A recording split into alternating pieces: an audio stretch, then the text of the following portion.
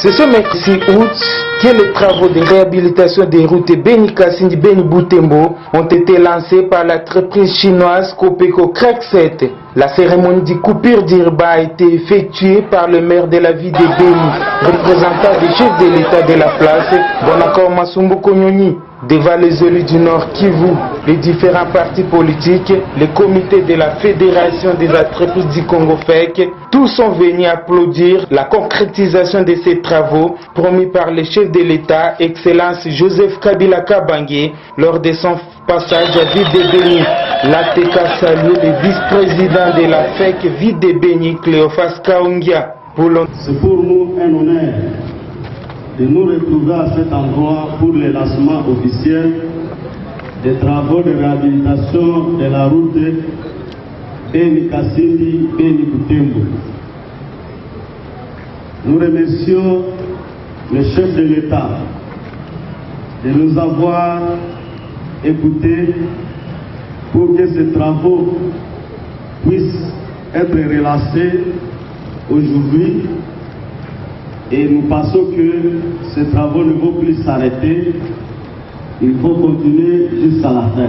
Honorable Mawa, élu du territoire de Beni, l'entreprise chinoise Crack 7 n'est pas sa première phase de réhabilitation de la route en RDC, car c'est elle qui a réhabilité l'axe Kinshasa-Matadi et Likasi-Kasumbalisa. La voici dans la province du Nord Kivu.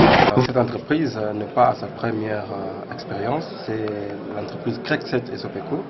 C'est celle-ci qui entretient l'axe Kinshasa-Matadi et Likasi-Kasumbalisa.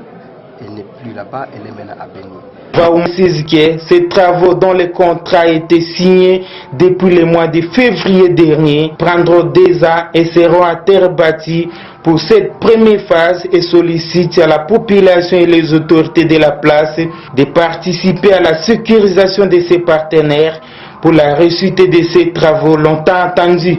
L'objectif, c'est de pouvoir entretenir la route Kasindi Beni Butembo et la durée des travaux est prévue pour 2 ans à terre battue dans la première phase. Et donc, ce qu'il faut dire à la population, c'est que le rôle que nous avons joué, c'est de travailler dur pour que ce projet soit effectif. Parce que c'est depuis le mois de février que le contrat avait été signé. Et nous n'avions pas cessé de plaider, de dire au gouvernement, faites vite pour que ces gens viennent. Et le gouvernement nous a compris et c'est pour cela que nous accompagnons ces Chinois et nous demandons à toutes les autorités.